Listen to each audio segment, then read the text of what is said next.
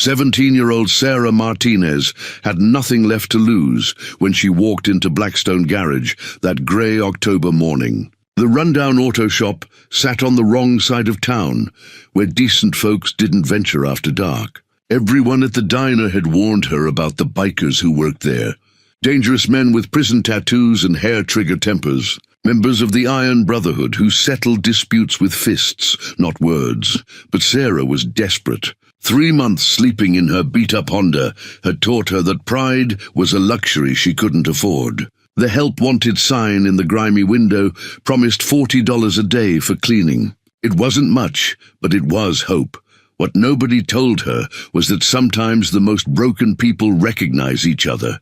Sometimes outcasts become protectors. Sometimes the family you choose means more than the one that abandoned you. But would these hardened bikers really take in a lost girl, or was she walking into something far more dangerous than poverty? Before we jump back in, tell us where you're tuning in from. And if this story touches you, make sure you're subscribed, because tomorrow I've saved something extra special for you. Sarah's hands trembled as she approached the garage at 5:30 in the morning, hoping to arrive before any of the bikers showed up.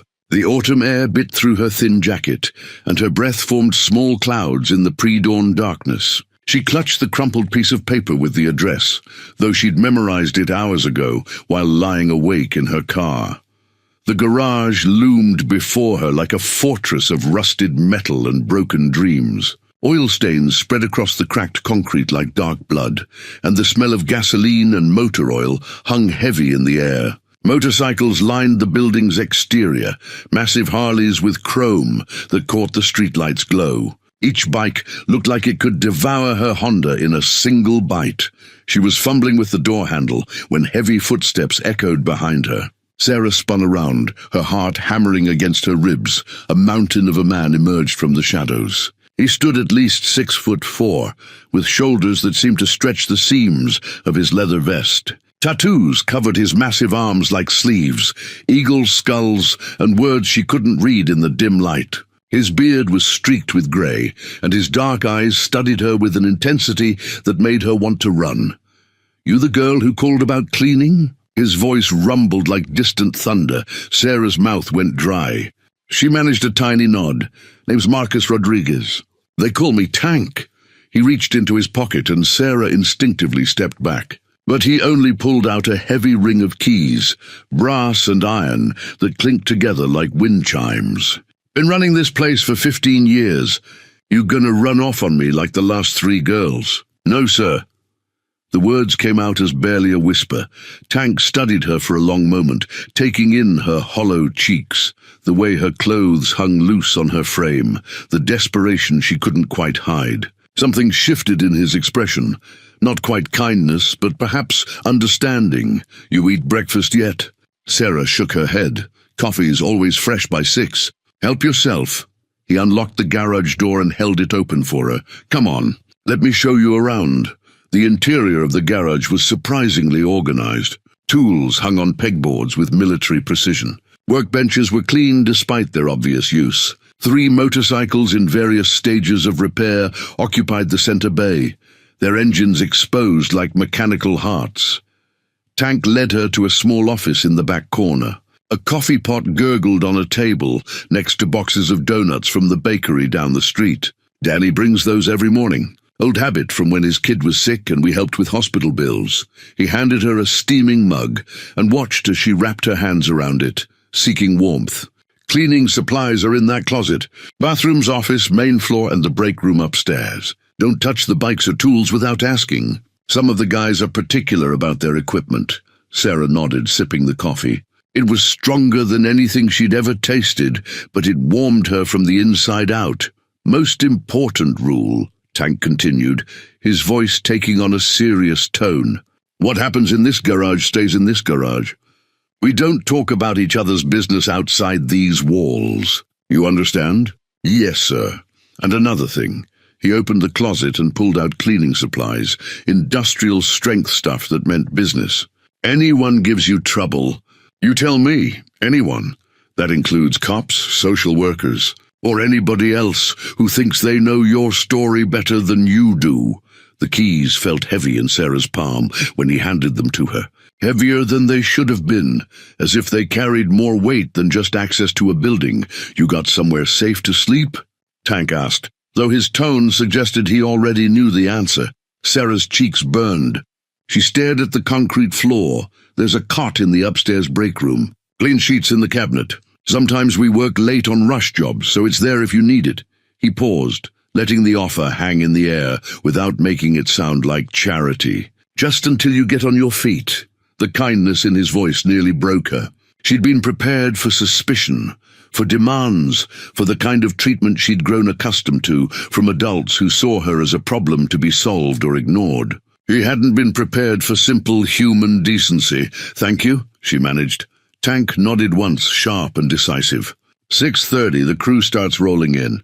They're good men, but they've all got their demons. Don't let the leather and tattoos fool you. Most of them are just trying to stay clean and take care of their families. As he walked away, Sarah stood alone in the garage, holding the keys that felt like they might unlock more than just doors. By the end of her first week, Sarah had learned to recognize the sound of each motorcycle before it pulled into the garage. Tank's Harley rumbled low and steady like rolling thunder. Ghost's bike had a higher pitch, almost musical. Big Jim's sounded like it was barely holding together, all rattles and backfires. Though she'd learned that was intentional, he liked people to underestimate him. She'd also learned to make herself invisible when customers came around. Not because the bikers told her to, but because she'd caught enough. Stares and whispered comments to understand that a teenage girl working in a place like this raised questions nobody wanted to answer. "You don't have to hide in the supply closet every time someone walks in."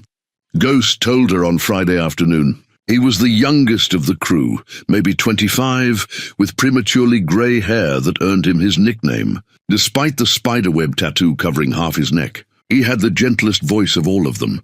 "I don't want to cause trouble," Sarah said. "Emerging with a mop and bucket. Trouble finds us regardless," Ghost replied, pulling a sandwich from his lunch bag. "Ham and Swiss. My old lady makes 2 every morning out of habit. You want it?" Sarah's stomach had been gnawing at itself for hours, but she shook her head. Taking food felt too much like admitting how desperate she really was. Ghost set the sandwich on the workbench anyway and went back to rebuilding a carburetor. Just gonna sit there and get stale if nobody eats it. She tried to focus on mopping, but the smell of the sandwich made her mouth water. When Ghost stepped outside to smoke, she grabbed it and devoured it in 4 bites, then felt guilty for the rest of the afternoon. Saturday morning brought a different energy to the garage. The bikers arrived earlier, and there was laughter mixed with the usual mechanical sounds. Sarah was scrubbing the office windows when she heard motorcycles approaching, not the familiar sounds of the crew, but something else. Something that made Tank step outside and cross his arms over his chest. Through the window, she watched a group of men in leather jackets examining the bikes parked outside. Different patches on their vests, different colors. The Iron Brotherhood wore black and silver. These men wore red and gold. Even from inside, Sarah could feel the tension crackling like electricity before a storm. Tank's voice carried through the open door, low and controlled. "Can I help you, gentlemen, with something?"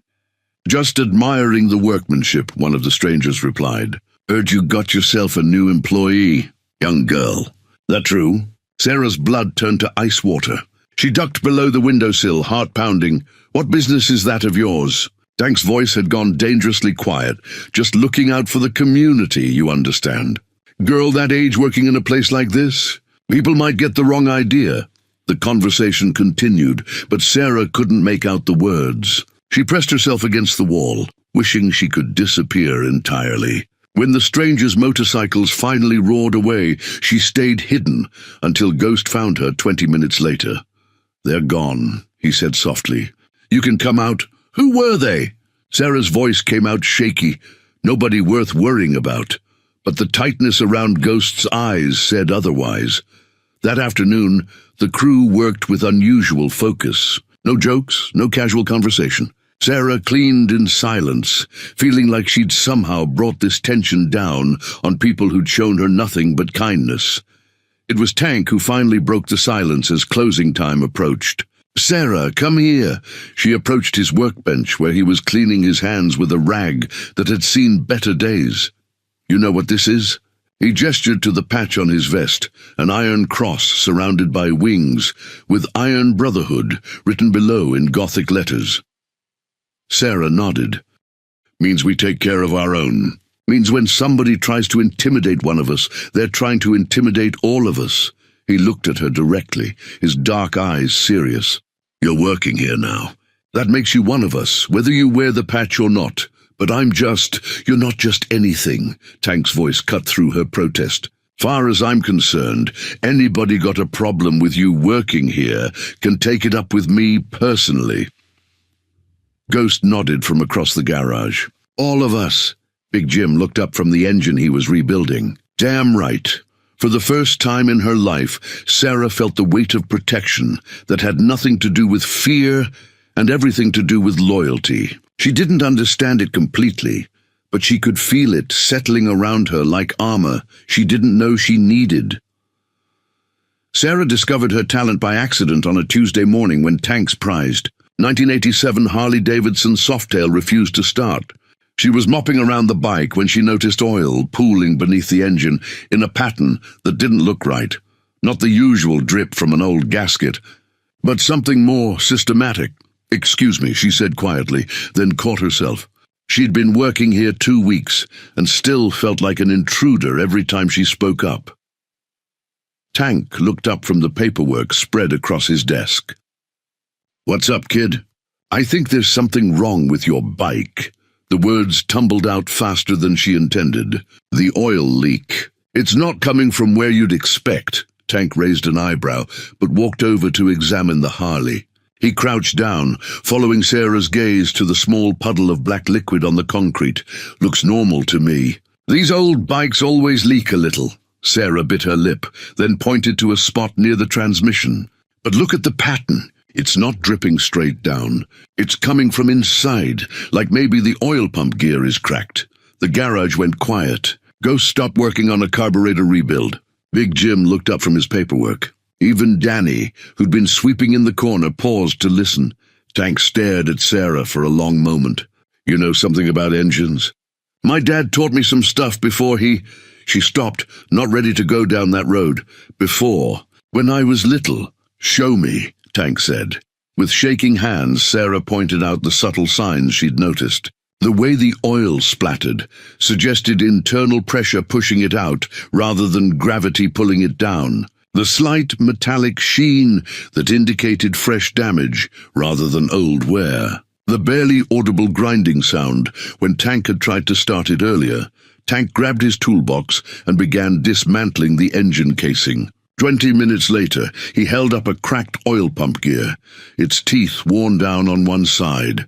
"I'll be damned," he muttered. "How'd you spot that?" Sarah shrugged, suddenly self-conscious. The sound was wrong. "And the oil pattern. My dad always said engines tell you what's wrong if you know how to listen." Ghost whistled low. "That would have blown the whole transmission if we'd kept trying to start it." Tank set the broken gear on his workbench and studied Sarah with new interest. "Your dad teach you anything else about bikes?" "Some. Mostly cars, but the principles are the same." Sarah felt heat rise in her cheeks. "I used to help him in his shop on weekends. He said I had good hands for mechanical work." "Let's find out," Tank said. He gestured to a partially assembled engine on the far workbench. "That's a 1995 Sportster engine. Previous owner tried to rebuild it himself and made a mess of it. Think you can tell me what he did wrong?" Sarah approached the engine cautiously. It was like looking at a 3-dimensional puzzle, with half the pieces missing, or in the wrong places. She studied the arrangement of parts, the way some components seemed forced into positions that didn't quite fit. "The cam timing is off," she said after a few minutes, "and these gaskets are installed backwards. Plus he used the wrong grade bolts for the cylinder head." Tank nodded slowly. "What else?" Sarah pointed to the carburetor mounting. "This is set up for a different year model. The jets are too big for this engine size. It'll run rich and foul, the plugs." "Holy shit," Big Jim said from across the garage. "Kid knows her stuff." Tank handed Sarah a socket wrench. "Fix it." "What?" "You found the problems. Now fix them. Can't learn just by looking." Sarah's hands trembled as she took the wrench. She'd watched her father work hundreds of times, had even helped with simple tasks, but she'd never rebuilt an engine on her own. What if she made it worse? What if she proved that her moment of insight was just luck? "Take your time," Tank said quietly. "Nobody's timing you." For the next 3 hours, Sarah worked with careful precision. Tank supervised but didn't interfere, letting her figure out each step. When she made mistakes, and she made several, he simply pointed them out and let her correct them herself. When she finally reassembled the last component and stepped back, the engine looked completely different. Professional, clean, ready to bring a motorcycle back to life. Tank connected the spark plugs and hit the starter. The engine roared to life immediately, purring with the smooth rhythm of properly timed machinery. The garage erupted in cheers and applause. Sarah found herself grinning despite her exhaustion. "Well, I'll be damned," Tank said, his voice carrying a note of respect that hadn't been there before. "Looks like we got ourselves a real mechanic." The trouble started on a Thursday afternoon when Officer Bradley pulled his patrol car into the garage lot. Sarah was under the hood of a Chevy pickup, replacing spark plugs, when she heard Tank's voice go cold. "Afternoon, officer. Something I can help you with?" Sarah stayed where she was, but she could see the policeman's polished boots from under the truck's hood. Black leather, military-style laces, the kind that made a statement about authority. "Got a complaint about a miner working here without proper permits," Officer Bradley said. His voice carried the flat tone of someone used to being obeyed, without question. "Need to see some paperwork." "What kind of paperwork?" Tank's boots shifted, positioning himself between the officer and Sarah's location. "Work permits, guardian consent forms, proof of age and identity." The officer's radio crackled with dispatcher chatter. "Girl can't be working here without proper documentation. Could be a liability issue." Sarah's hands froze on the wrench. She'd been dreading this moment since her first day. No guardian to sign forms, no stable address for permits, no way to prove she belonged anywhere, least of all here. "She's learning a trade," Tank said carefully. "Nothing wrong with that, learning or working. Because if she's earning wages without permits, that's a problem. If she's a runaway, that's a bigger problem." Ghost appeared from the other side of the garage, wiping his hands on a rag. Big Jim emerged from the office. Danny stopped sweeping and leaned against his broom. Without saying a word, the Brotherhood had formed a loose circle around the patrol car. "You got a warrant to be asking these questions?" Ghost's voice was deceptively casual. Officer Bradley's hand moved to rest on his radio. "Don't need a warrant to investigate child welfare issues. Where's the girl?" Sarah took a deep breath and stepped out from behind the truck. Her coveralls were stained with motor oil, her hair pulled back in a ponytail that had come loose during the morning's work. She tried to stand straight. "To look older than her 17 years, I'm here," she said. The officer studied her with the practiced eye of someone used to categorizing people into neat boxes: runaway, troublemaker, problem to be solved. "How old are you, miss?" 17. "Where are your parents?" Sarah's throat tightened. "I don't have any. Foster care?" "Aged out of the system." Officer Bradley frowned. "System doesn't age out until 18. Left early." Sarah lifted her chin. "It was better for everyone." The officer pulled out a notepad, and Sarah felt the walls closing in. Questions would lead to phone calls. Phone calls would lead to social workers. Social workers would mean losing the only stability she'd found in months. "This isn't necessary," Tank said, stepping closer to Sarah.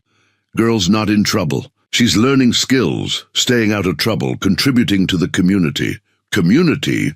Officer Bradley's tone suggested he found that amusing. "This place has been on our watch list for years. Drug deals, fights, suspected stolen property. Not exactly the environment for a minor."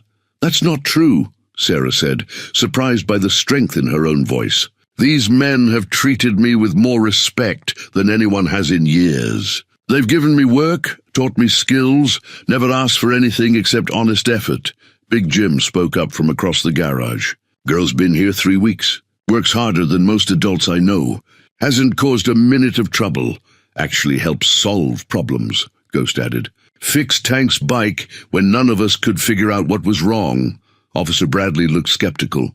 "That's all very touching, but the law is the law. Minor working without permits, potentially unsafe environment, questionable guardianship situation. He clicked his pen and began writing. I'm going to need some official documentation, or this arrangement stops today.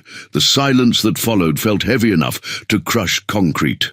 Then Tank stepped forward, pulling a business card from his wallet. Tell you what, officer. Give me 24 hours to get the paperwork sorted. In the meantime, here's my lawyer's number.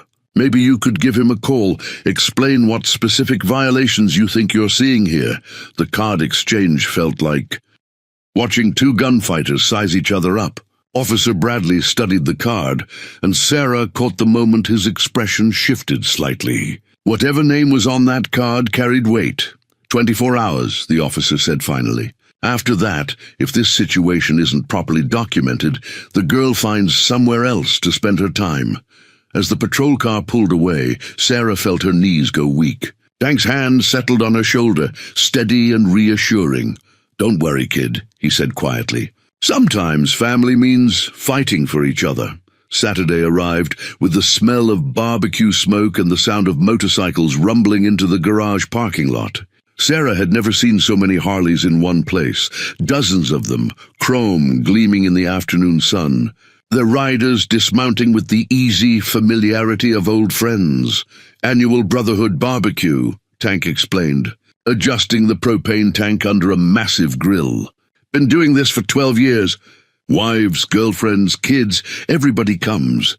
Sarah hung back near the garage entrance, uncertain of her place in this gathering. Through the legal paperwork, Tank's lawyer had miraculously produced, overnight. She was officially an apprentice mechanic now, but that didn't make her family. Not really. You planning to hide in there all day? Ghost's wife, Maria, appeared beside her, carrying a covered dish that smelled like heaven. She was a small woman, with laugh lines around her eyes and grease under her fingernails that suggested she knew her way around an engine too. I don't want to intrude, Sarah said. Honey, if Tank invited you, you're not intruding. You're expected. Maria handed her the dish. Potato salad. Make yourself useful and put this on the food table. The backyard behind the garage had been transformed. Picnic tables covered with checkered tablecloths stretched across the space. A banner reading Iron Brotherhood Annual Family Gathering hung between two oak trees. Children ran between the tables, while adults clustered around the grill, cold beers in hand. Sarah set down the potato salad and found herself studying a collection of framed photographs mounted on an easel near the food table. Pictures from previous year's gatherings, but also something more. Images from a motorcycle rally in South Dakota. The group posed in front of a massive mountain sculpture. Tank looked younger, his beard not yet streaked with grey.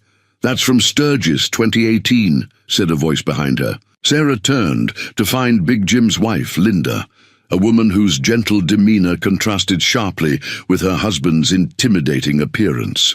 Best trip we ever took. 2 weeks on the road, just the Brotherhood and the open highway. You all traveled together. Convoy style.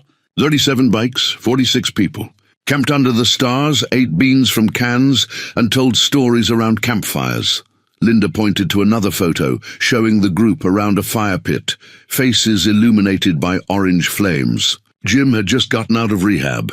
Been clean for 6 months, but he was still shaky about being around temptation. Sarah studied Jim's face in the photo. Even in the grainy image, she could see the uncertainty in his eyes. What happened? Tank never left his side, not once in 2 weeks. When Jim got the shakes, Tank stayed up with him. When he wanted to find a bar, Tank found a late-night diner instead. When he talked about using again, Tank listened until the feeling passed. Linda's voice carried the weight of remembered gratitude. That's what Brotherhood means. It means nobody faces their demons alone. But why? I mean, why go through all that trouble for one person? Linda smiled, the kind of expression that suggested she'd asked herself the same question once. Because Jim had done the same thing for Tank when Tank's first wife died. And Ghost had done it for both of them when he came back from Afghanistan, with more ghosts than anyone should carry. And Danny had done it for Ghost when his nightmares got so bad he couldn't sleep. Sarah absorbed this information slowly. It's like a circle, more than that. It's a safety net. Nobody falls through because everybody else is holding the edges. Linda gestured toward the gathering, where Tank was helping a young boy learn to toss horseshoes while Ghost pushed his daughter on a makeshift swing. We all came from broken places, honey. Failed marriages, dead-end jobs, addiction, trauma, family that gave up on us. But here we fix each other. What if someone can't be fixed? Then we love them anyway. Keep loving them until they remember how to love themselves. Linda studied Sarah's face. Tank told us about your situation. About the police, the paperwork problems, sleeping in your car. Sarah's cheeks burned. She'd hoped her circumstances weren't common knowledge. Nobody here judges you for that. Half of us have slept in cars at some point. The other half have done worse. Linda placed a gentle hand on Sarah's arm. But you don't have to do it alone anymore. That's what today is about. Showing you that you belong somewhere. Tank's voice boomed across the yard. Sarah, get over here. Big Jim's trying to claim he taught you everything you know about engines, and I've got money that says he's lying. Laughter erupted from the group around the grill. Sarah found herself smiling despite her nervousness. Go on, Linda said. Family's calling. The manila folder appeared on Tank's desk Monday morning like an unwelcome ghost from Sarah's past. She recognized the state seal immediately, the official letterhead that had followed her through 7 foster homes in 5 years. Her hands went cold as Tank held up the thick stack of papers. Social services sent this over, he said quietly.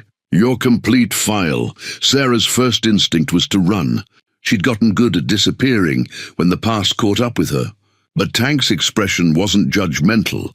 It was the same careful look he wore when examining a particularly complex engine problem. You don't have to read it, she said quickly. I can find somewhere else. Sit down, kid. Tank's voice was gentle but firm. Running away isn't going to solve anything. And I'm not going anywhere. With trembling hands, Sarah lowered herself into the chair across from his desk. Through the office window, she could see Ghost and Big Jim working on a Sportster, their movements familiar and comforting. Normal life continuing, while her world threatened to collapse again.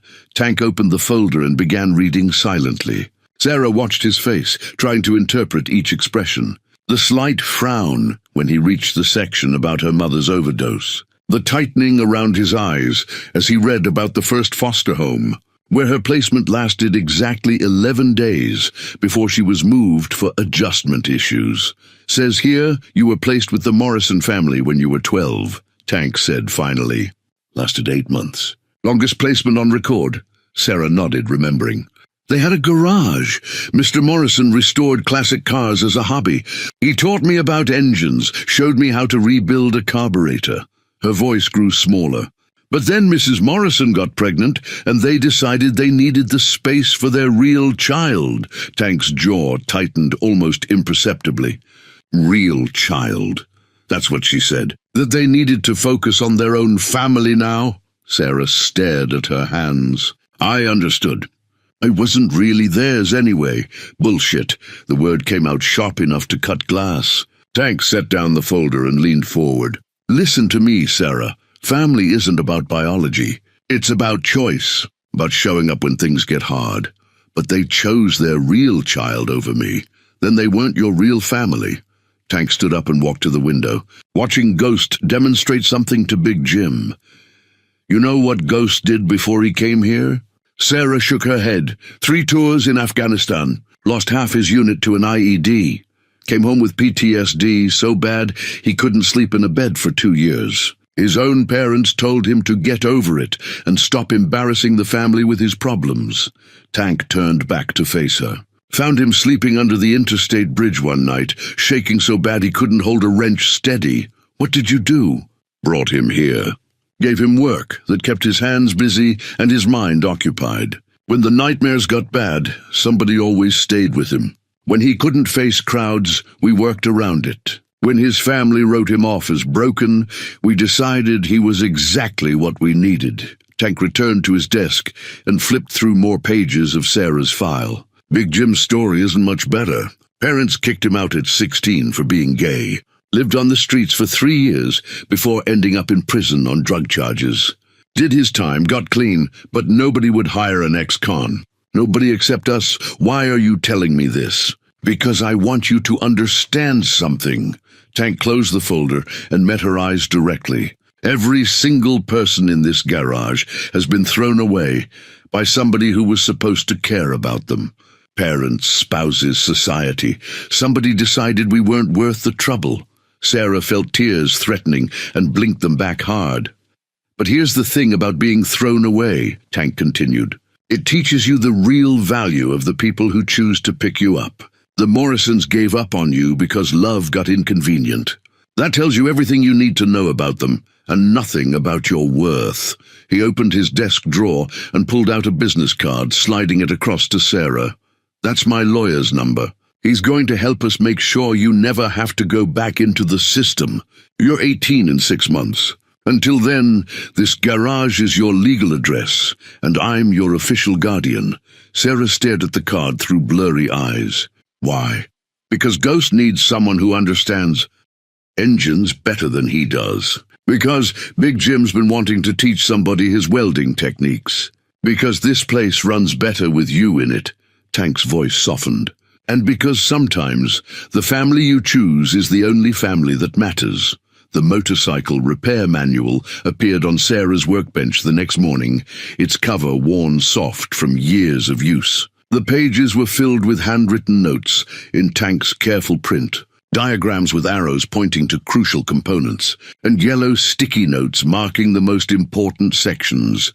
Thought you might want to learn the right way, Tank said, setting down a cup of coffee beside the manual. Instead of just picking things up as you go, Sarah opened the book reverently. The first page bore an inscription in faded blue ink to Marcus. May this help you build something that lasts. Tad, 1987. This was your father's. He taught me everything I know about engines. Said a manual is just the starting point. Real learning comes from understanding why things work the way they do. Tank pulled up a stool beside her workbench. Figure it's time to pass that along. Over the following weeks, Sarah's education became a group effort. Tank showed her the fundamentals of engine theory, explaining the relationship between compression ratios and power output. Ghost taught her electrical systems, patiently walking her through the maze of wires that brought modern motorcycles to life. Big Jim demonstrated welding techniques, his massive hands surprisingly gentle, as he guided her through her first clean bead. Steady pressure, he murmured, as Sarah held the welding torch. Let the metal tell you what it needs. Too fast and you get a weak joint. Too slow and you burn through. The Brotherhood's investment in her education went beyond technical skills. Danny taught her bookkeeping, showing her how to track parts inventory and calculate labor costs. Maria, Ghost's wife, stopped by twice a week to help with the high school equivalency courses Sarah was completing. You can't just be good with your hands. Tank explained one evening as they worked late on a custom build. You need to understand the business side too. Know what things cost, how to bid jobs, how to deal with suppliers. Sarah absorbed everything with desperate hunger. Each new skill felt like armor against the uncertainty that had defined her life. When she successfully diagnosed a complex transmission problem that had stumped 2 other mechanics, Tank nodded with quiet satisfaction. Customer's going to pick that up tomorrow, he said. $200 repair bill. You just earned your keep for the week. But it wasn't the money that mattered to Sarah. It was the pride in Tank's voice, the way Ghost gave her an approving nod, the fact that her name was appearing on work orders alongside theirs. Her confidence grew with each successful repair. She learned to trust her instincts, to listen to the subtle sounds that indicated problems before they became failures. When a customer brought in a vintage Triumph that 3 other shops had declared unfixable, Sarah spent 2 days methodically working through the electrical system until she found the short circuit hidden inside the headlight housing. How'd you figure that out? The customer asked when he came to pick up his bike.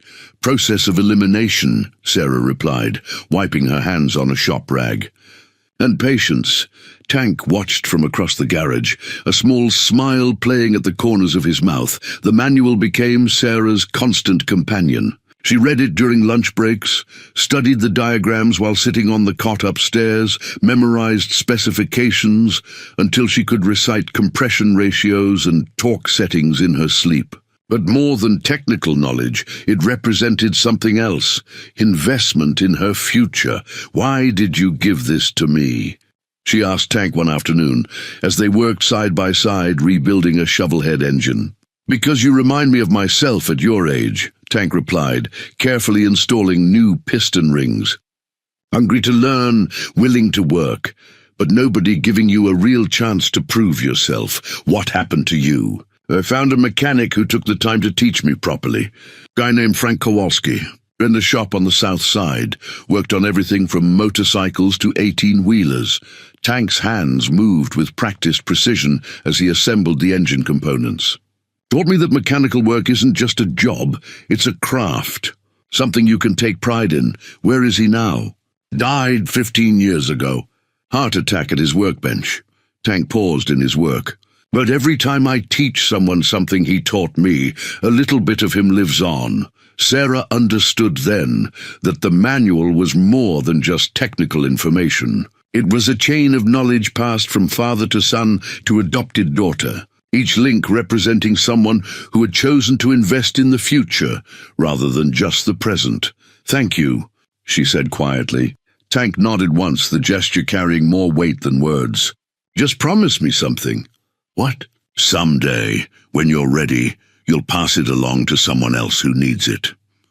The court summons arrived on a Tuesday morning that had started like any other. Sarah was adjusting the carburetor on a 1979 shovelhead when Tank emerged from the office, his face grim as Winterstone. The official document trembled slightly in his weathered hands. "What is it?" Ghost asked, looking up from the Sportster he was rebuilding. Tank held up the papers. "Lawsuit. Marcus Webb and the Red Devils Motorcycle Club are claiming we stole 3 custom bikes from their shop last month." Big Jim's wrench clattered to the concrete floor. "That's impossible. We haven't done business with Webb in 5 years. Since when?" Sarah asked, not recognizing the name. "Since he tried to muscle in on our territory," Tank replied grimly. "Webb runs the biggest custom shop 3 counties over. Been trying to force smaller operations out of business for years." Sarah studied the summons over Tank's shoulder. The legal language was dense, but the implications were clear. Allegations of theft, demands for financial damages, threats of criminal prosecution. Her stomach dropped as she realized what this meant. "How much are they claiming?" she asked quietly. $60,000 in stolen property and damages. Tank's voice was carefully controlled. "Plus legal fees and punitive damages. Could be over $100,000 when it's all done."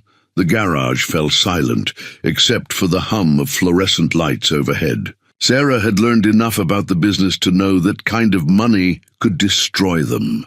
The Iron Brotherhood wasn't wealthy. They survived on honest work and careful budgeting. "It's because of me," Sarah said, the realization hitting her like a physical blow. "They're doing this because I'm here. What makes you think that?" Ghost asked. "The timing. The police harassment started right after I arrived. Now this," Sarah's hands began to shake. "Webb probably knows about the media attention, the questions about a minor working here. He's using it against you." Tank folded the summons and slipped it into his pocket. "Even if that's true, it doesn't change anything. We don't abandon family because things get complicated. But this could ruin you," Sarah protested. "Your business, your reputation, everything you've built." "And?" Big Jim's voice carried a note of challenge. "You think we haven't faced worse?" Tank walked to the wall where a framed photograph hung, the Brotherhood's first group picture from 12 years ago. 5 men standing beside their motorcycles, all of them looking younger and hungrier. "When we started this place, nobody gave us 6 months, Tank said quietly. "Ex-cons, addicts, veterans with PTSD, banks wouldn't loan us money. Suppliers wouldn't extend credit. Customers crossed the street rather than deal with us." "What changed?" Sarah asked. "We proved them wrong. One honest job at a time, one satisfied customer after another. We built something worth defending." Tank turned to face the group. "This lawsuit isn't about stolen bikes. It's about Webb trying to eliminate competition by destroying our reputation." Ghost nodded slowly. Classic intimidation tactic. File false charges, drag it through the courts, force us to spend money we don't have on lawyers. So what do we do? Danny asked from where he'd been quietly listening. Tank was quiet for a long moment, studying each face in turn. When he spoke, his voice carried the weight of absolute conviction. We fight. All of us, together. Tank, Sarah began. Maybe I should... No. The word cut through her protest like a blade. You're not going anywhere. You're not the problem here. Webb is the problem. And we don't solve problems by running away from them. Big Jim cracked his knuckles, a sound like tree branches breaking. What do you need from us? Documentation. Every receipt, every work order, every piece of paper that proves where we were and what we were doing the day those bikes supposedly went missing. Tank pulled out his phone. I'm calling Rodriguez. He handled my divorce. Knows his way around court fights. This is going to cost a fortune. Ghost said, maybe, but losing costs more.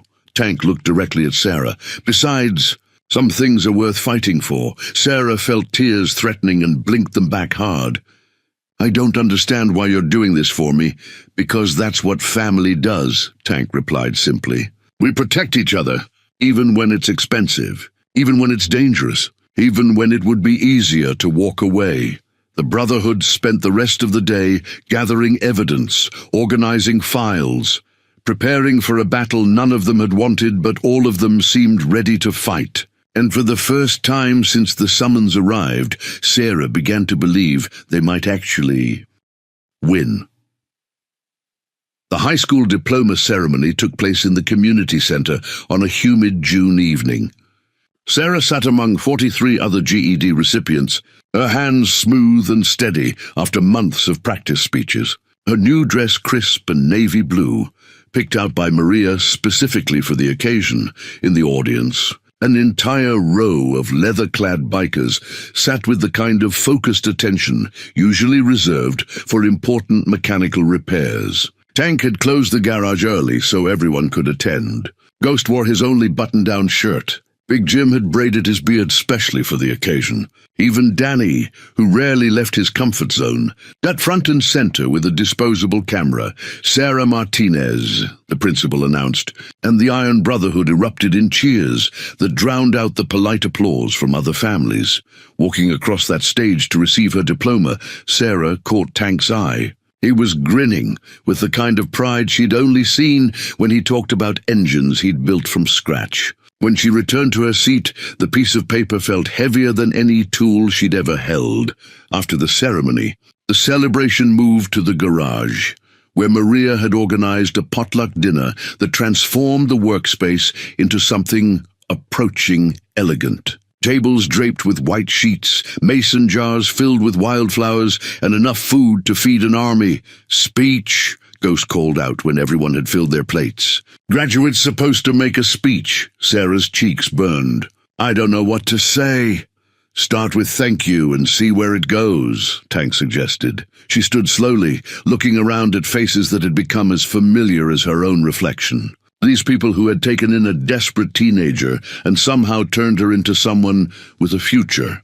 6 months ago, I was sleeping in my car and washing my hair in gas station bathrooms, she began, her voice steadier than she'd expected. I took the job here because I needed $40 a day to survive. I never expected to find a family. Big Jim wiped his eyes with the back of his hand, not bothering to hide the gesture. You could have hired anyone to clean your garage, Sarah continued. Someone older, more reliable, without the complications that come with taking in a minor. But you took a chance on me anyway. Best decision we ever made, Ghost called out. Sarah smiled, feeling tears threaten. You taught me that family isn't about sharing DNA. It's about showing up when someone needs you. It's about believing in people when they can't believe in themselves. It's about protecting each other even when it costs you. Tank nodded slowly, understanding the reference to the ongoing legal battle with Webb.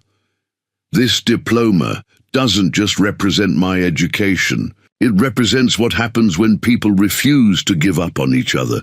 Sarah held up the certificate. So thank you. for seeing something in me that I couldn't see in myself, for making me part of something bigger than my own survival. The applause this time was softer, but somehow more meaningful.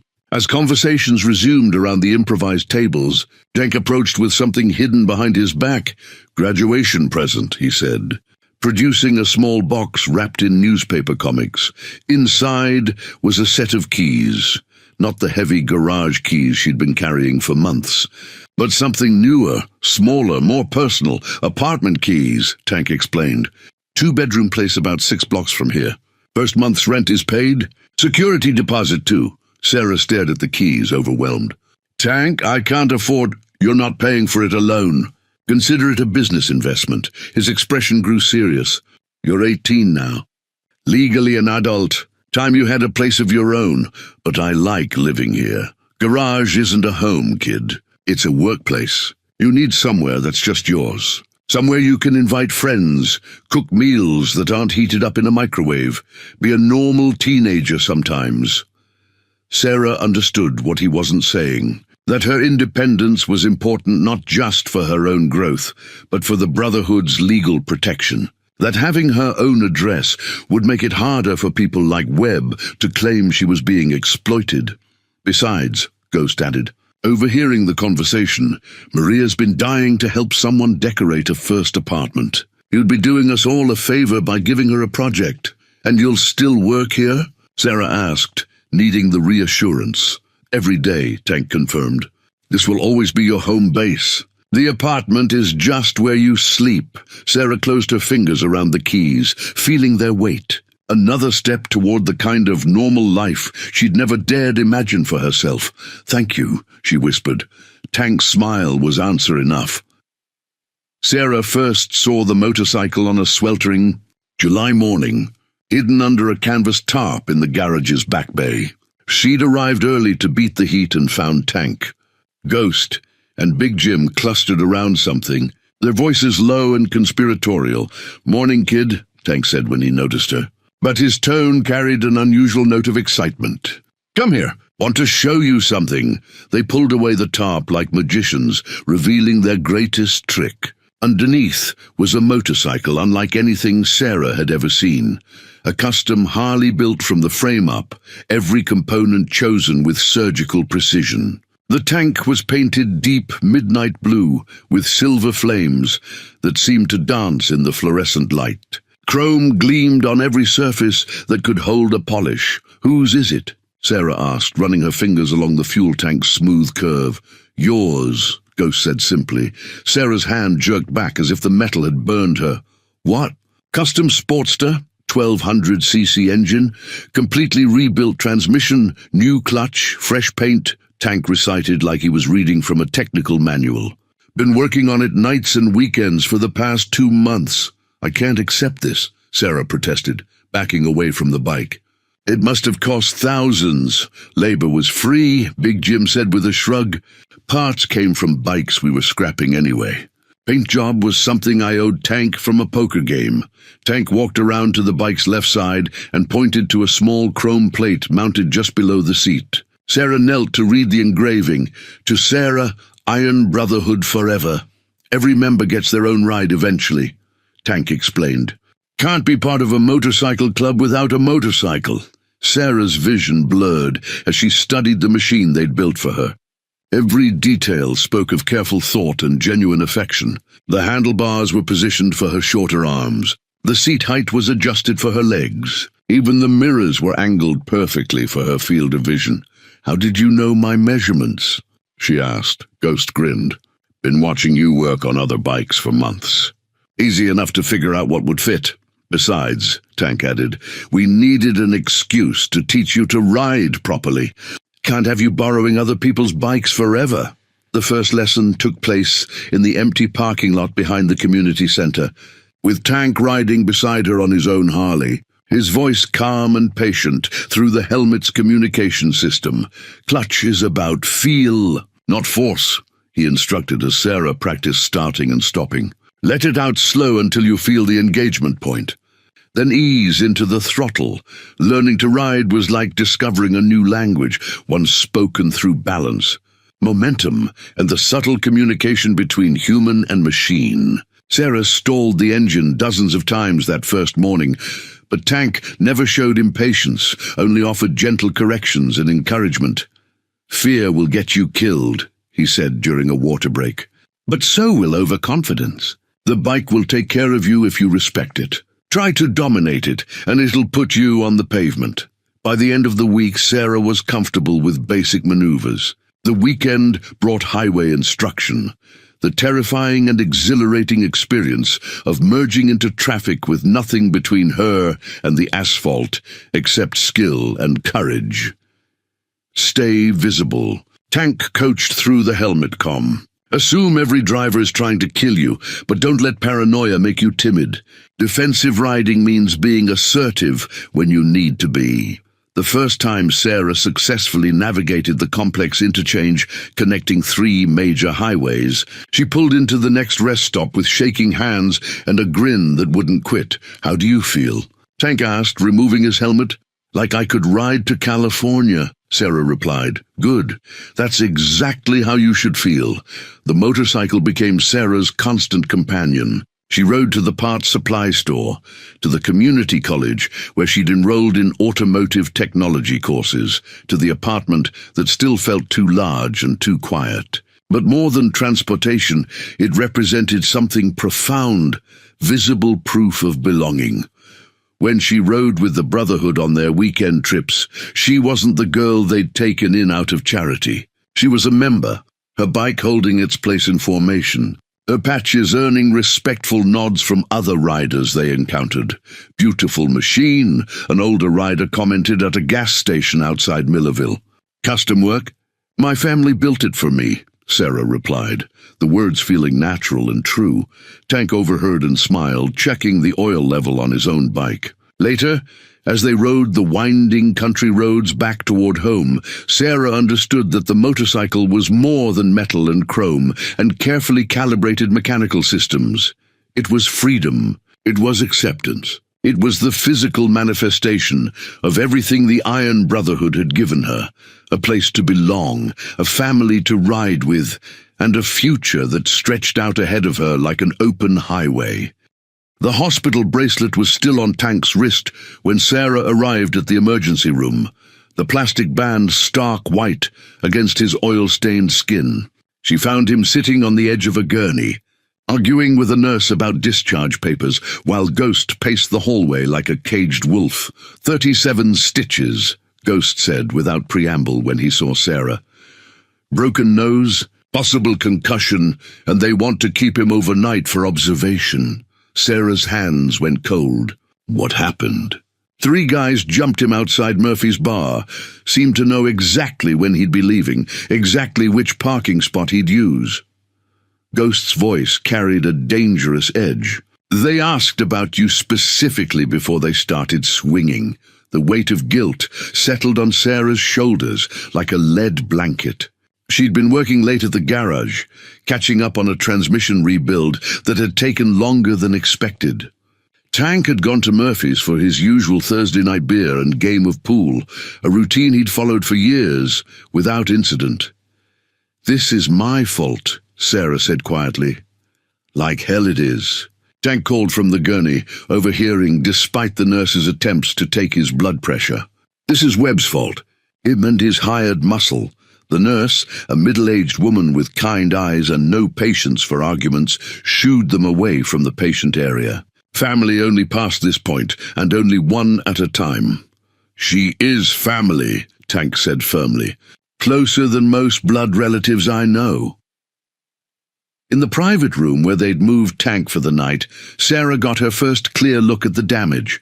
His left eye was swollen shut, purple and black spreading across half his face. The stitches traced a jagged line from his hairline to his jaw, and his knuckles were split and raw. "You should see the other guys," Tank said, attempting humor despite the obvious pain. "Tank, I'm sorry. I should never have—" "Stop!"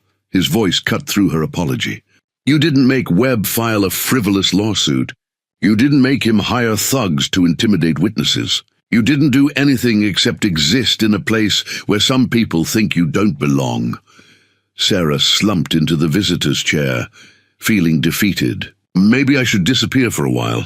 Until this legal thing blows over. Tank tried to sit up straighter and winced. You know what the first rule of motorcycle safety is? The sudden change of subject confused her. Check your mirrors.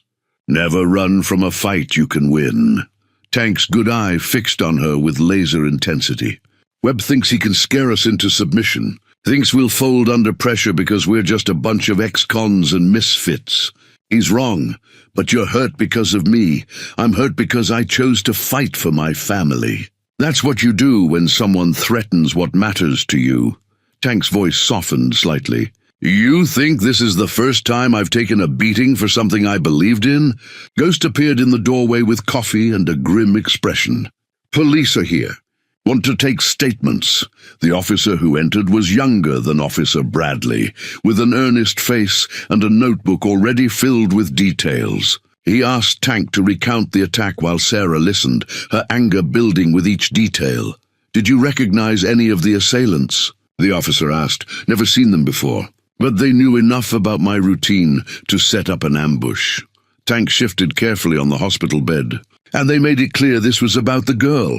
What exactly did they say? That I should stop protecting troublemakers? That some people don't belong in decent businesses? That accidents tend to happen when people don't take good advice? The officer wrote everything down carefully. We'll investigate, but without witnesses or clear evidence linking this to the ongoing civil suit. We understand, Ghost interrupted. Thanks for taking the report. After the officer left, the room fell into heavy silence. Sarah studied Tank's battered face and felt something shift inside her, a transformation from guilt to fury to cold determination. They think I'm going to run, she said finally. Are you? Tank asked. No. The word came out harder than she'd intended. I'm going to fight. For you, for the garage, for everything we've built. Tank smiled despite the pain it obviously caused. Good. Because that lawsuit goes to court in 3 weeks, and we're going to need all hands on deck. Sarah stood up, her resolve crystallizing like metal cooling after welding. What do you need me to do? For now, go home, get some rest. Tomorrow we start preparing our defense. Tank's voice carried absolute confidence. Webb picked the wrong family to mess with. Looking at the hospital. Bracelet on Tank's wrist, a symbol of vulnerability and the price of loyalty. Sarah understood that sometimes love means being willing to fight for the people who matter most. The legal victory.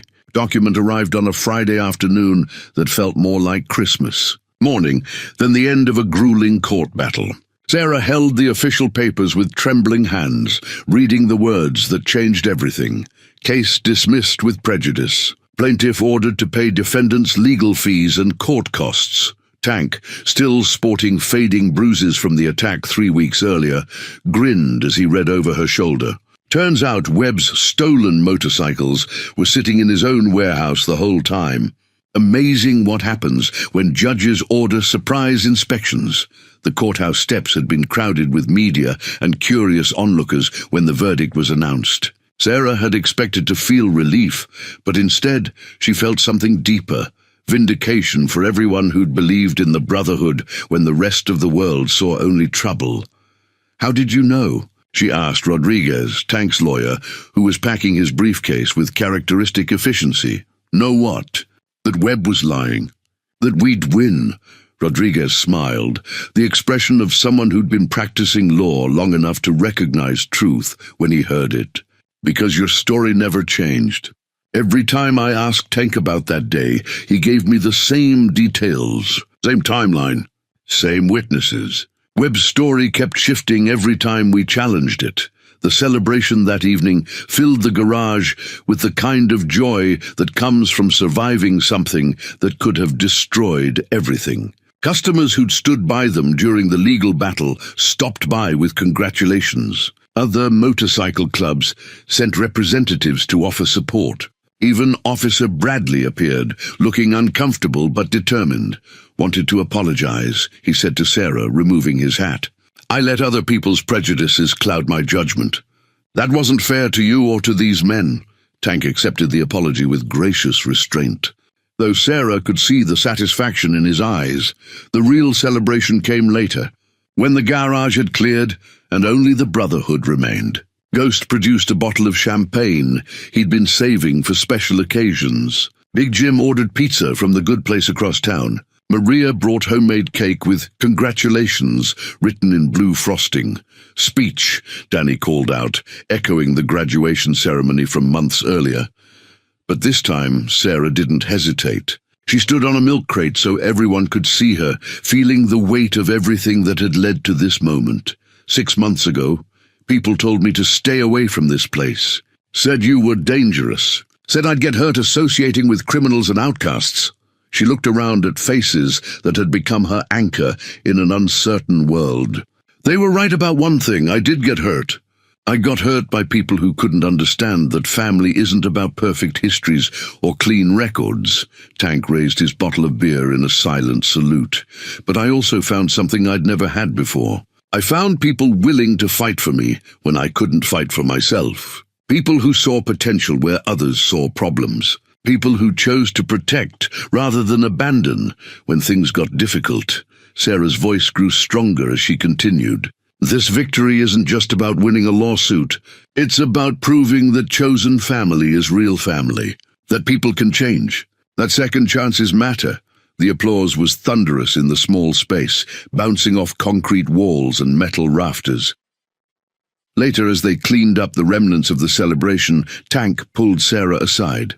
"Got something for you?" he said, producing an envelope from his desk drawer. Inside were official documents establishing Sarah as a legal partner in the business. Her name appeared alongside Tank's on the incorporation papers, making her part owner of everything they'd built together. "Tank, I can't—" "You already did. You fought for this place when it would have been easier to walk away. You earned this."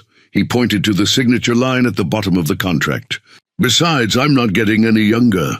Need someone I trust to help carry the load." Sarah signed her name with careful precision, understanding that this wasn't just about business ownership. It was about legacy, about being trusted with something precious, about having a permanent place in the family she'd found. "What now?" she asked, setting down the pen. "Now we keep building. Keep helping people who need second chances. Keep proving that family is about choice, not circumstances." Tank smiled, the expression transforming his scarred face. "And maybe we expand a little. Been thinking about offering motorcycle safety classes, teaching kids the right way to ride before they teach themselves the wrong way." Sarah nodded, already envisioning the possibilities. The legal victory had given them more than vindication. It had given them a platform to help others the way the Brotherhood had helped her. The document in her hands represented more than legal partnership. It represented permanent belonging, unshakable trust, and a future built on the foundation of everything they'd fought to protect. The apartment keys felt different in Sarah's hand now, lighter somehow, as if the weight of uncertainty had finally lifted.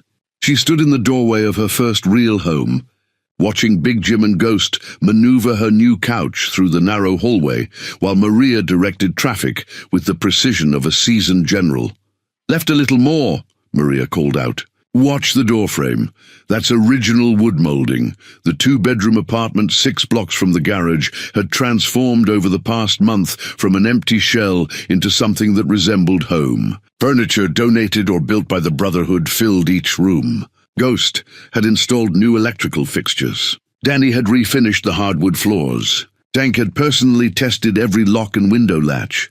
"Place looks good," Tank said, surveying the living room where afternoon sunlight streamed through windows flanked by curtains Maria had sewn herself. "Feels like you." Sarah wasn't sure what that meant, but she could see what he was talking about. Motorcycle magazines stacked neatly on the coffee table. Tools organized in a converted bedroom that served as her workshop. Photographs from Brotherhood gatherings covering the refrigerator door.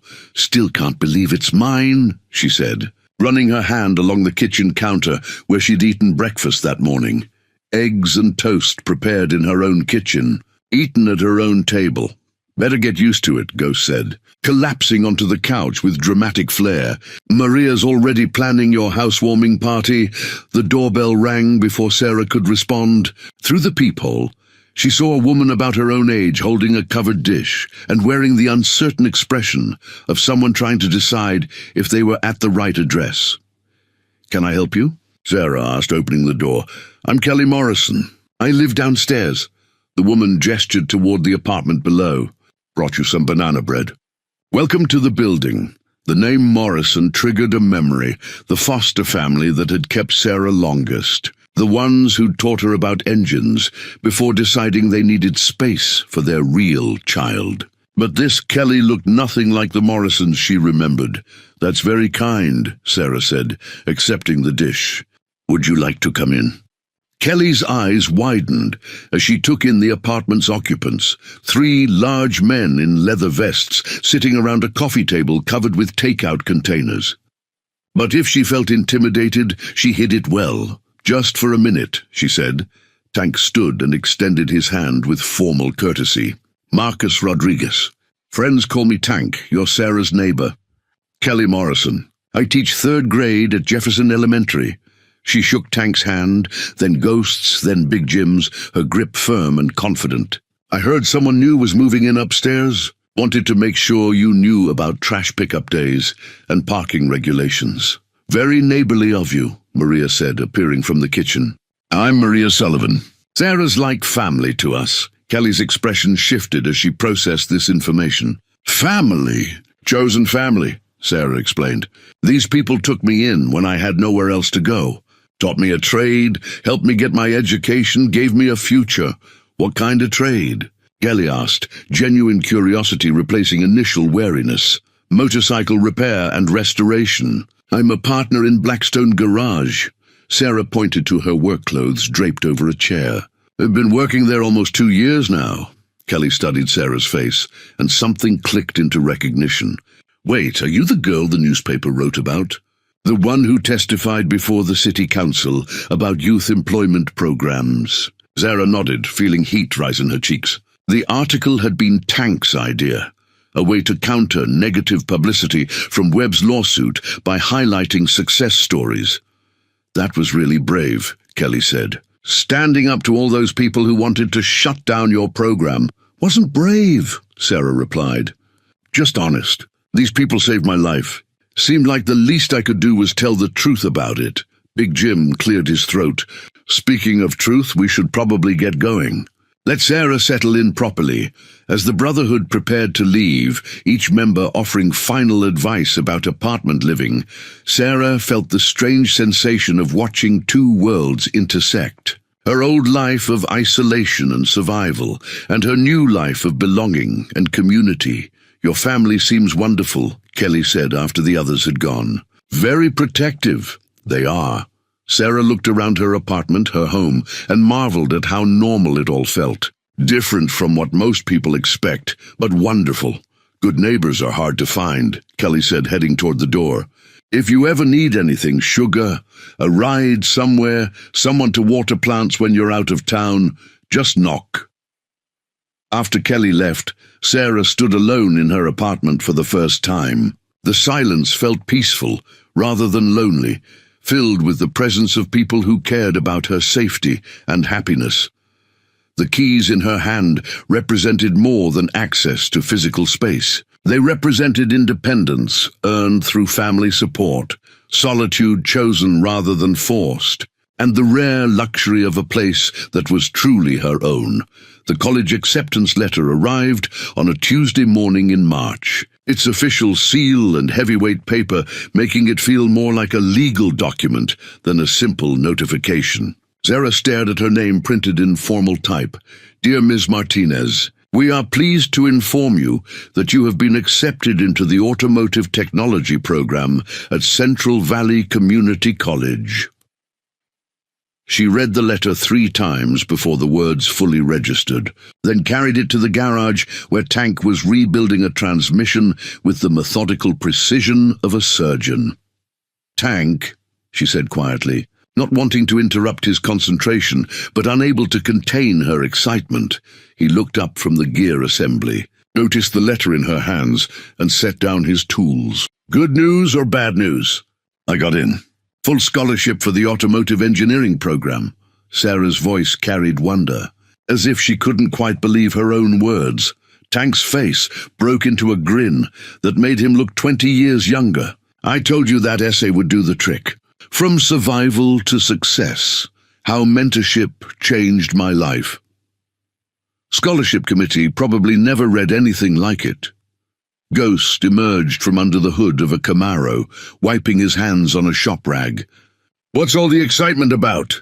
Sarah got into college, Tank announced. Full ride. The garage erupted in congratulations. Big Jim appeared from the office, where he'd been doing paperwork. Danny stopped organizing inventory to add his voice to the celebration. Even Maria, who'd been helping with the bookkeeping, emerged from the back room with tears in her eyes. When do classes start? She asked, pulling Sarah into a fierce hug. Fall semester. But I can take evening classes, so I don't have to quit working here. Sarah looked around at faces that had become her foundation. If that's okay with everyone. Kid, Tank said, his voice carrying mock seriousness. You think we're letting you get away that easy? We got too much invested in your education to stop now. The conversation continued through lunch break, with each member of the Brotherhood offering advice about college life, study habits, and balancing work with academics. But Sarah noticed Tank had grown quiet, his expression thoughtful as he considered implications she hadn't yet grasped. Later, when the others had returned to their projects, Tank pulled her aside for a private conversation in his office. This is a big opportunity, he said, settling into his desk chair.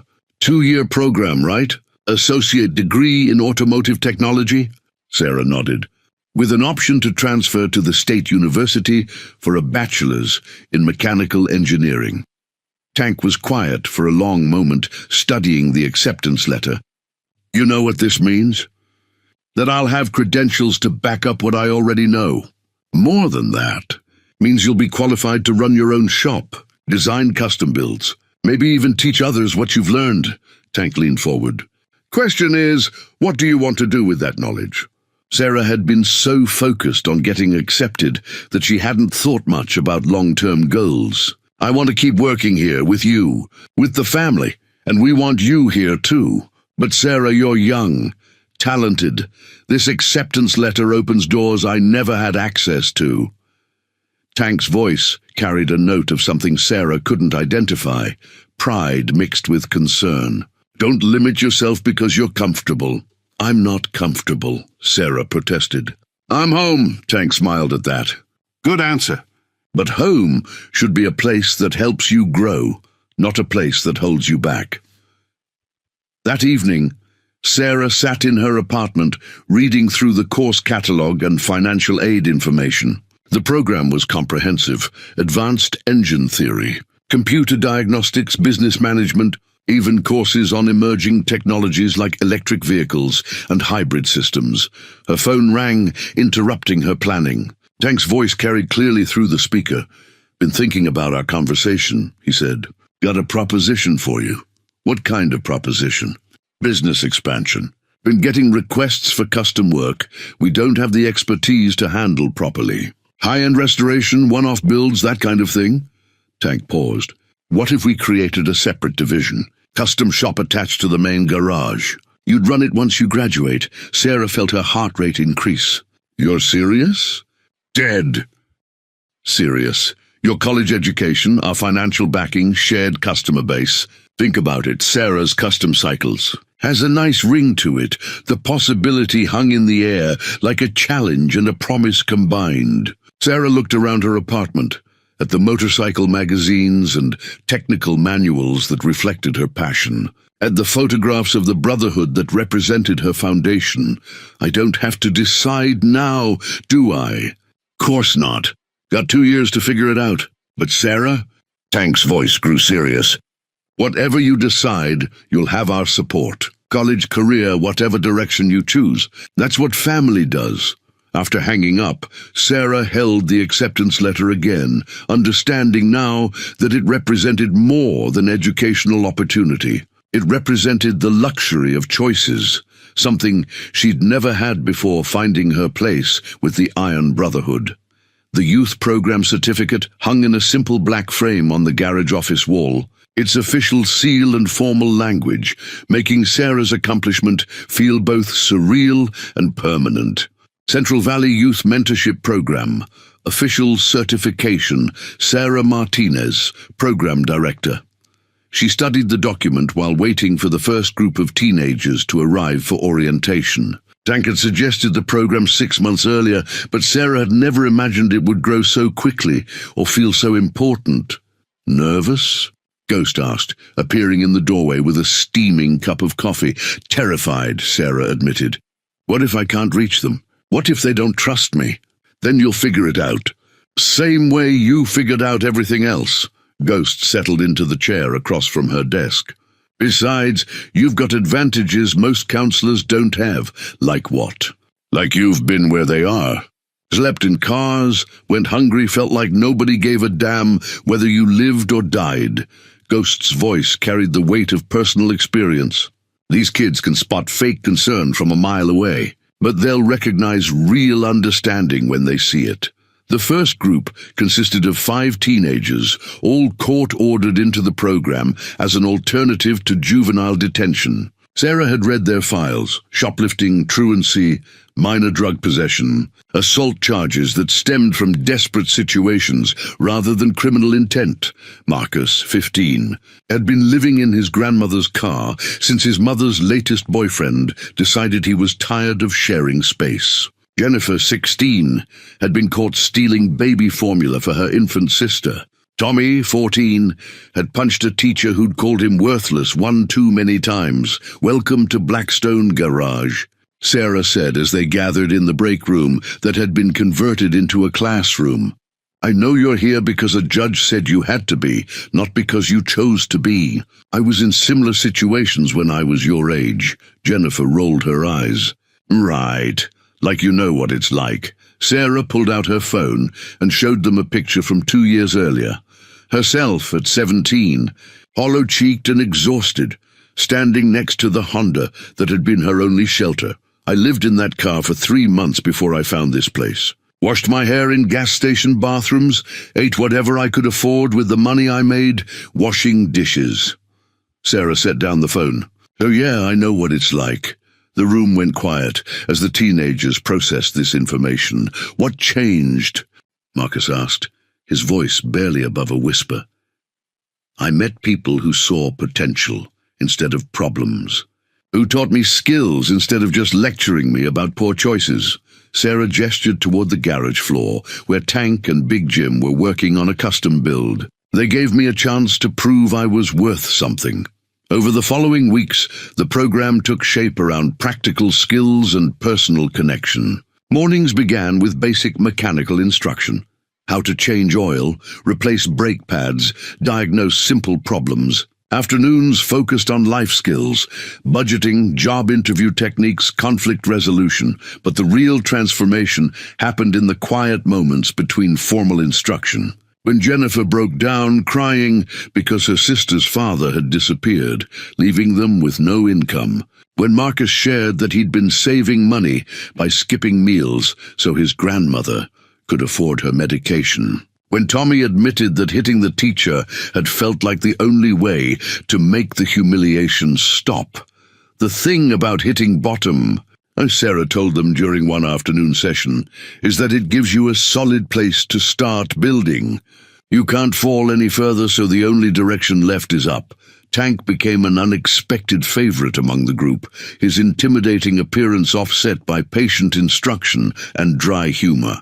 Ghost taught them motorcycle safety, emphasizing the respect required to handle powerful machines. Big Jim demonstrated welding techniques with the kind of precision that turned metal joining into art. The breakthrough came when Jennifer successfully diagnosed a complex electrical problem that had stumped two experienced mechanics at another shop. How'd you figure that out?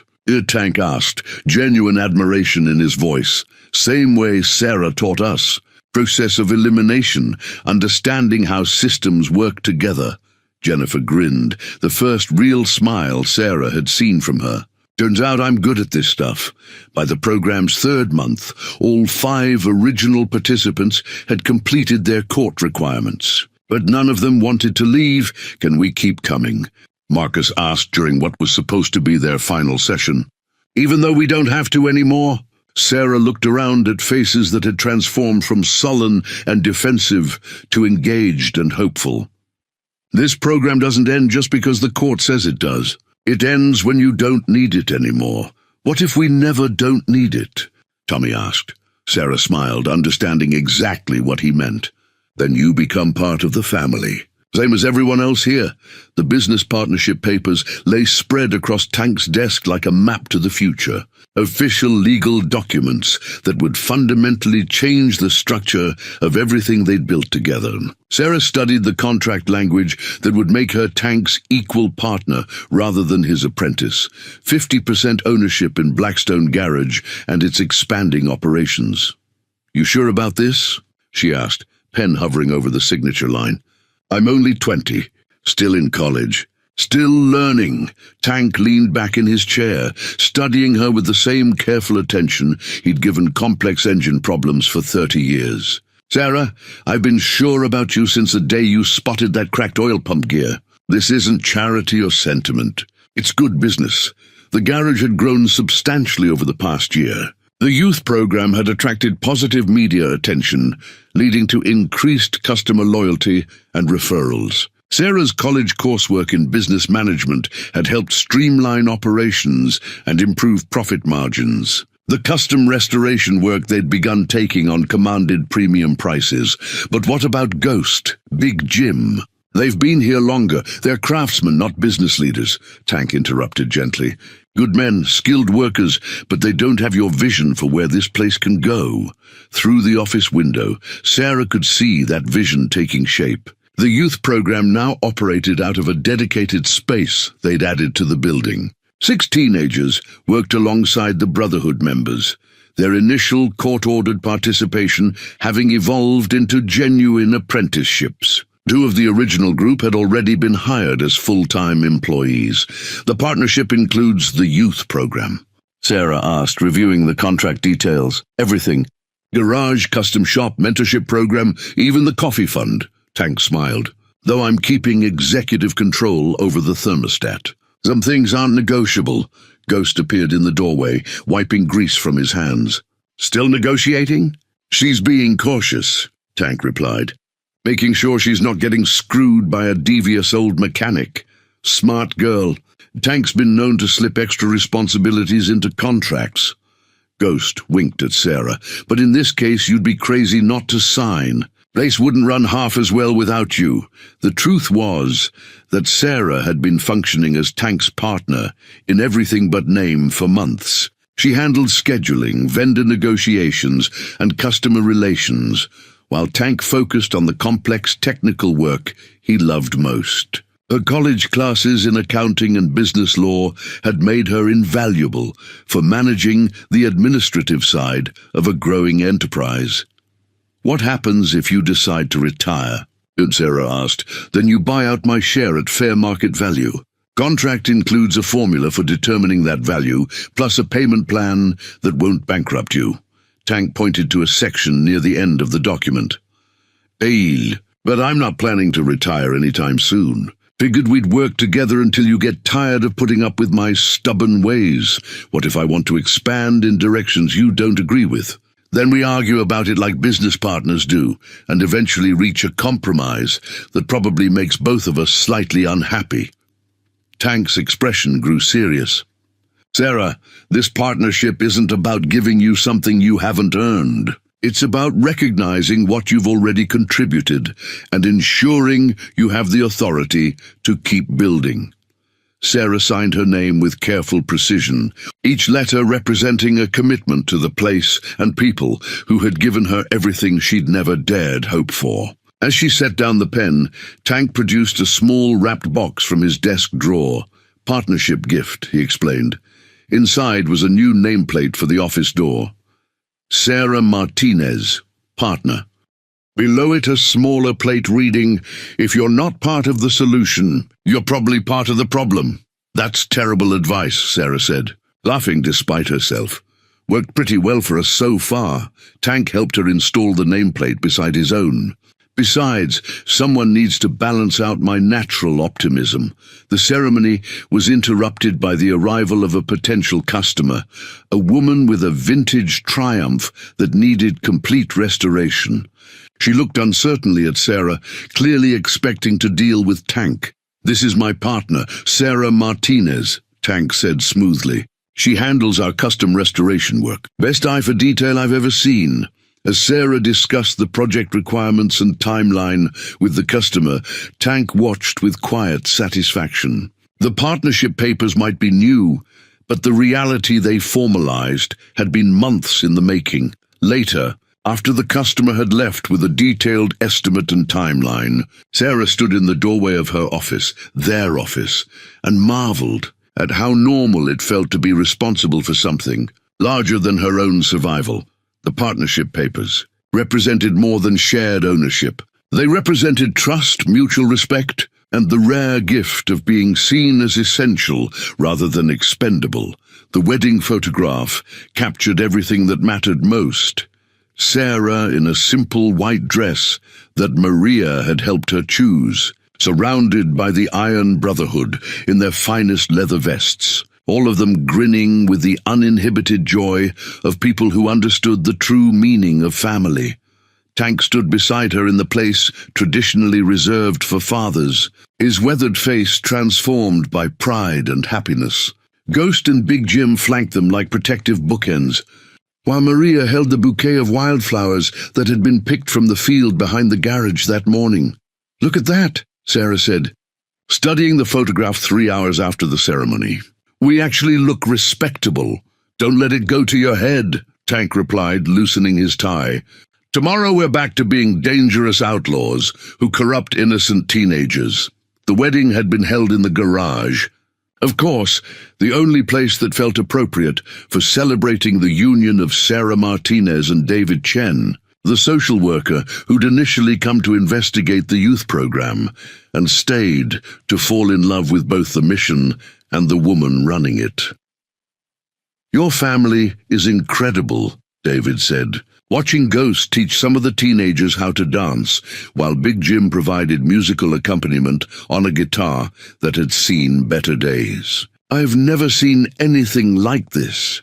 Sarah followed his gaze, taking in the scene that had become beautifully familiar over the past 4 years. Former program participants who now worked as mechanics or had gone on to college.